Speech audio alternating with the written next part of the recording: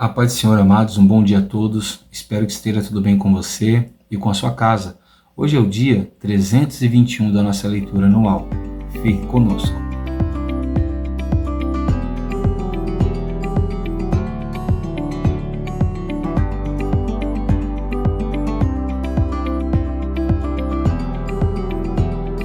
Bom, amados, nós estamos chegando nas partes finais do livro de Atos dos Apóstolos. E se você tem nos acompanhado, creio que você aprendeu muito sobre a história da igreja e como a igreja cresceu e se desenvolveu lá no princípio dela, né? A nossa porção diária de hoje vai do capítulo 20 até o capítulo 21 do livro de Atos. Espero que você separe um tempo nesse dia e se dedique a essa leitura. Deus irá falar muito com você. O nosso texto devocional de hoje se encontra no capítulo 20 e o verso 24, que diz assim: Porém, em nada considero a vida preciosa para mim mesmo, desde que eu complete a minha carreira e o ministério que recebi do Senhor Jesus para testemunhar o evangelho da graça de Deus. Amém? Bom, ontem nós vimos, como o apóstolo Paulo vai aparecer aí na sua terceira viagem missionária, pregando em Éfeso e promovendo ali um grande tumulto, porque em Éfeso havia ali um grande templo, uma grande comitiva de adoração a Diana, e algumas pessoas que trabalhavam com esculturas e com imagens ficam extremamente incomodados, com a mensagem de Paulo. Então nós vamos ver que depois Paulo vai sair de Éfeso e ele tem um desejo, de ir para a Macedônia e passar por alguns locais onde ele já havia pregado o evangelho, mas a intenção dele é voltar para Jerusalém. Deus parecia estar chamando Paulo para Jerusalém. E é muito interessante isso, porque essa parte do ministério de Paulo se parece muito com os últimos dias do ministério de Jesus. Assim como Jesus também sabia que ao chegar em Jerusalém ele iria ser preso e morto, Paulo sentia que ao chegar em Jerusalém ele também seria preso. E mesmo sabendo disso, Paulo não fugiu daquilo que ele deveria fazer, Então Paulo vai passar pela Macedônia, pela Grécia, por Filipos, e nós vamos ver então que quando ele chega em Troade, no dia seguinte ele ia ter que viajar, mas ele ainda tinha muito ensinamento, muita coisa para transmitir aos irmãos que estavam reunidos com ele naquele local. Entre eles nós tínhamos ali alguns irmãos de Tessalônica, Gaio, de Derbe, até mesmo Timóteo estava ali juntamente com aquele grupo de irmãos. Então Paulo começa a pregar bem cedo, e quando vai chegando aí perto da meia-noite, um dos rapazes, chamado Eutico, estava sentado numa janela, numa parte bem alta. Ele cai e acaba falecendo. O apóstolo Paulo, muito tranquilamente, vai até aquele rapaz, ora por ele, e o rapaz retorna à vida. No dia seguinte, Paulo sai de Troade, toma um navio, e ele passa por Assós e Mileto, e depois ele vai parar em Mileto ali, para poder conversar com os presbíteros, ou seja, os líderes da igreja que estavam em Efésio, Então os irmãos saem de Efésios e vai até Mileto para poder se encontrar com Paulo. E ali ele vai expor um pouquinho da mensagem, daquilo que ele precisava transmitir para os irmãos. Dentre tudo aquilo que ele vai transmitindo, ele vai falar do que Deus chamou ele para fazer e como ele estava encarando o chamado dele, Ele chega a falar, de como ele trabalhou com muita dedicação na região da Ásia, mesmo com perseguições, com blasfêmias, com lágrimas e sofrimento, mas ele não deixou de pregar a palavra do Senhor, E ele vai dizer até que o Espírito Santo o estava empurrando ele, conduzindo ele para Jerusalém, para que ele voltasse lá, E ele não sabia muito bem o que Deus queria com ele ali, mas ele estava obedecendo. Isso é muito importante para nós, porque nem sempre Deus é obrigado a nos falar o que Ele vai fazer na nossa vida amanhã. E muitas das vezes Deus está nos empurrando para algo, para uma obra, para uma chamada, e nós ficamos resistindo, porque nós não sabemos como Deus vai nos usar, o que Deus vai fazer, e nós não obedecemos. Paulo não, mesmo sem saber o que o Espírito Santo reservava para ele em Jerusalém, ele estava obedecendo. E olha que coisa interessante, ele vai dizer que em nada, né, foi o texto que nós lemos, em nada ele considerava a vida preciosa para ele mesmo. Ou seja, será que Paulo era alguém que não se importava com a sua própria vida? Não, não era isso que ele estava dizendo. Ele estava dizendo que a vida dele não era mais importante do que a obra que Deus tinha para fazer através da vida dele. Esse apóstolo Paulo era alguém que já não se considerava mais vivo, porque ele havia morrido para o mundo e ele havia renascido para Cristo. E Cristo agora era quem vivia nele, né? Essa mensagem, ela não tem sido falado muito no nosso meio nos últimos anos, nos últimos dias, mas essa é uma mensagem urgente. Todos os cristãos parecem querer viver demais a sua própria vida, a sua própria história. Assim, Cristo não tem espaço mais na sua vida. E a obra de Cristo parece ser um trabalho secular para eles, né? Mas olha o que Paulo está dizendo. Em nada considero a vida preciosa para mim mesmo, né? Ou seja, ele estava dizendo, a minha vida sem a obra de Jesus não vale nada, né? Como ele estava dizendo isso, olha o que ele continua dizendo, desde que eu complete a minha carreira.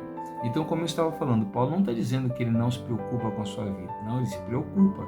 Porém, para ele a vida dele só tem importância se ele completar a carreira que Deus deu para ele. Deus deu uma carreira para você, Deus deu uma carreira para mim, uma obra a ser executada. O quanto vale a tua vida? A nossa vida só tem valor de verdade se nós concluirmos a obra que Deus colocou nas nossas mãos, o chamado que o Senhor colocou sobre nós e através de nós. Olha o que Paulo diz, a minha vida não é preciosa, exceto, ou seja, desde que eu complete a minha carreira. Ou seja, o que importa para nós de verdade é completarmos a carreira, a obra que Deus colocou nas minhas mãos e nas suas mãos. Quem sabe o Senhor quer te usar para visitar hospitais, quem sabe o Senhor quer te usar para visitar lares, famílias e profetizar sobre elas um novo tempo. Quem sabe Deus quer te usar para salvar pessoas que estão perdidas no mundo lá fora, ou até mesmo para alcançar aqueles que ainda não foram chamados por Jesus, né? E olha o que ele diz, em nada considero a minha vida preciosa para mim mesmo, desde que eu complete a minha carreira e o ministério que recebi do Senhor. O apóstolo Paulo diz que ele tinha um ministério nas mãos que Deus tinha dado para ele. Deus também nos deu um ministério, né? Esse ministério pode ser da palavra, pode ser de um ensino, pode ser profético, né? Não importa, nós temos que concluí-lo, porque ele diz, e o ministério que recebi do Senhor Jesus para testemunhar o evangelho da graça de Deus. Então Paulo sabia que ele foi chamado para pregar a graça de Deus, né? A salvação não através das obras, mas através da morte e da ressurreição de Cristo Jesus. Então Paulo entendia que a vida dele só teria valor de verdade se ele completasse sua carreira e cumprisse o ministério que Deus deu para ele. Que nós venhamos ter um coração assim, que a nossa vida não seja mais importante do que a vida de Cristo. Quantas pessoas enganadas, achando que Deus quer que eles vivam primeiro os seus sonhos, os seus projetos, os seus propósitos familiares. É importante a sua família, a sua casa é extremamente importante para Deus. Deus quer salvar ela, mas salvar ela faz parte do ministério que Deus te deu. Então nós precisamos cumprir o nosso ministério e a nossa chamada. Nós não podemos ser covardes e nem medrosos, mas precisamos ter fé, coragem e ousadia para completar a carreira e cumprir o ministério que o Senhor colocou nas nossas mãos. Então Paulo, ao terminar de dizer isso, ele vai dizer também para os irmãos que eram presbíteros que eles deveriam cuidar, né, deles mesmos e do rebanho do qual o Espírito Santo colocou eles como bispo, né, para pastorearem a igreja de Deus, na qual ele comprou com seu próprio sangue. Aqui nós temos um ensinamento muito importante, né? E não quero gerar polêmica, mas vale a pena você observar isso no texto. Vamos reparar que estes irmãos, lá no verso 17, segundo Paulo, né, segundo Lucas, eles eram presbíteros, lá no verso 17. E lá no verso 28, olha o que Paulo diz que eles eram também, né?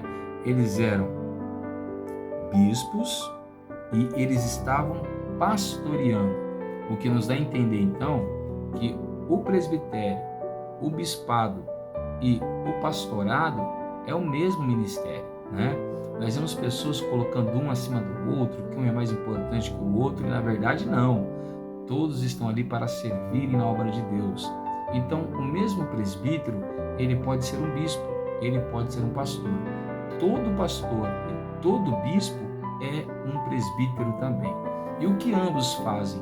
Eles ajudam um ao outro, a igreja de Cristo ser pastoreada, cuidada, é o rebanho de Deus. Olha que coisa interessante, a igreja não é do pastor, a igreja não é do bispo, a igreja não é do missionário. De quem é a igreja? A igreja é de Cristo. Não foi o pastor quem comprou ela, não foi o bispo quem comprou ela. Quantas pessoas que lideram a igreja que dizem a minha igreja? Se a igreja é da pessoa, então ela deve ter morrido, por aquelas pessoas. Mas não. Quem morreu e quem comprou aquelas pessoas foi Jesus. Então nós apenas cuidamos de uma igreja que não é nossa, que é de Cristo Jesus. Amém?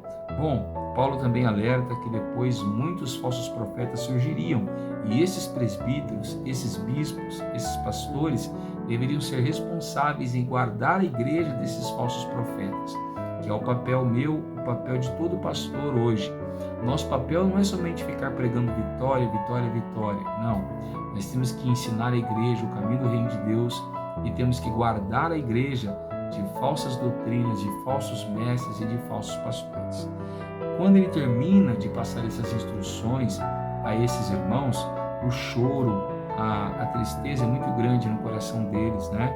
E depois Paulo viaja, né? Então ele chega a Tiro e de Tiro ele vai até a Cesareia. Chegando em Cesareia, ele vai se alojar na casa de Filipe. Filipe tinha 7 filhas e aparentemente essas 7 filhas tinham o dom de profecia, mas Deus não usa nenhuma delas, né? Deus vai usar um profeta que estava vindo da Judéia, chamado Ágabo, e esse profeta vai pegar o cinto de Paulo, vai se amarrar com ele e vai dizer: isto é o que vão fazer com o dono desse cinto. Com isso ele estava querendo dizer o que vai acontecer com Paulo quando Paulo chegar em Jerusalém, né? Os irmãos, ao ouvirem isso, né, eles entram em grande desespero, pedem para Paulo não voltar para Jerusalém. Eles não queriam que Paulo fosse preso e muito menos morto. Aqueles que estavam mais próximos do ministério de Paulo viu como Paulo estava sendo tratado com hostilidade, né, em Tessalônica, em Éfeso, em Atenas, né, e sabia muito bem que Paulo com certeza iria ser perseguido pelos judeus. Então, Paulo, sabendo da preocupação deles, olha a resposta desse homem que já tinha dito que a sua vida não era nada se ele não estivesse cumprindo o seu ministério e a sua carreira. Olha o que ele diz no verso 13. Mas ele respondeu: o que estão fazendo? Ao chorar assim, a partir o meu coração? Pois eu estou pronto, não só para ser preso. Ou seja, olha o que estão dizendo: não chore por mim, né? Eu estou preparado, eu estou pronto para ser preso por causa de Jesus. E olha o que ele diz: mas até para morrer em Jerusalém, pelo nome do Senhor Jesus. Este é um homem que não considerou a sua vida mais importante do que o ministério de Jesus. Tudo o que Deus tem nos dado, a nossa casa, os nossos bens, a nossa família, tudo isso é muito importante. Mas nenhuma dessas coisas pode ser colocada acima da obra que Jesus colocou nas nossas mãos. E eu não estou falando aqui da igreja física, eu não estou falando da sua presença dentro de um salão, da minha presença dentro de um salão, não. Eu estou falando da obra que Cristo nos chamou para fazer em qualquer lugar em que nós estivermos. Então, se Cristo te chamou para orar por pessoas, ore por elas. É o teu chamado. E se você tiver que ser preso e morrer por esse chamado, faça com coragem e com fé. Quem sabe Cristo te chamou para pregar, ensinar pessoas a verdade do Evangelho. Faça isso com fé e com ousadia, ainda que isso te custe a tua vida, pois haverá um grande prêmio, uma grande recompensa para aquele que servir a Cristo com fidelidade até o fim. Quando Paulo chega em Jerusalém, alguns irmãos dão algumas dicas para que Paulo mostre que ele não é contra a lei de Moisés, que ele não é contra os ensinamentos de Moisés, que ele não é contra a circuncisão, que ele não é contra a guarda do sábado, que ele não é contra o não comer animais considerados impuros. E Paulo até tenta seguir ali as instruções que ele recebe dos irmãos, mas quando os judeus que haviam visto o ministério dele na Ásia chegam em Jerusalém, então o alvoroço toma conta e eles dizem: esse homem aí, ele está pregando contra Moisés, contra a lei, contra as tradições, contra o sábado, contra a circuncisão, ele diz que as pessoas podem comer carne de porco e assim por diante. Assim, Paulo é agredido pela multidão, até que os guardas chegam, afastam a multidão, e Paulo está muito machucado, e depois disso ele é preso, e pergunta para a multidão, né, os soldados, o que Paulo fez, e o alvoroço era tão grande que os soldados não conseguiam entender o que a multidão estava dizendo. A profecia de Ágapo está se cumprindo. A palavra de Deus não falha. Deus levanta sempre homens para dizer para mim, para dizer para você o que ele pretende fazer com a nossa vida. Mas lembre que Paulo obedeceu o chamado do Espírito Santo sem saber que nenhuma dessas coisas iria acontecer. Talvez se ele soubesse, o medo e a incerteza entrariam no seu coração e ele não cumpriria sua chamada. E é por isso que muitas vezes Deus não nos diz o que vai acontecer amanhã, para que nós venhamos obedecer o ID sem estar preocupado com as consequências. Sirva a Cristo, honre o seu ministério e cumpra a sua carreira, ainda que isso te custe um preço muito caro. Vai valer a pena. Amém? Eu sou o pastor Tiago, da Igreja Pentecostal Poder da Palavra, e eu quero orar por você nesse momento. Abra o seu coração, feche seus olhos e ore ao Senhor juntamente comigo. Senhor nosso Deus e nosso Pai, nessa manhã nós queremos te louvar, te bendizer e te glorificar pela sua bondade, pela sua graça e pelo seu propósito sobre os nossos corações. Muitas das vezes temos dúvidas sobre como o Senhor vai nos usar, o que vai acontecer quando o Senhor nos usar, qual será a reação das pessoas. E nós não devemos estar preocupados com essas coisas. Devemos apenas nos submeter à vontade do Teu Espírito e ir para onde Ele nos conduzir, fazer aquilo que Ele nos mandar fazer e honrar o chamado que o Senhor nos deu, o ministério e a carreira, e seguir até o final a Tua chamada. Usa-nos, Senhor, usa-nos como instrumento nas Suas mãos, e que o Senhor possa ser louvado através das nossas vidas, como o Senhor foi louvado através da vida de Paulo. Em nome de Jesus, amém. Se você tem gostado desse trabalho, deixa o like, compartilhe com alguém que precisa ouvir essa palavra e se inscreva no canal se você ainda não estiver inscrito. Amém? Que Deus te abençoe, fique com Ele e tenha um ótimo sábado.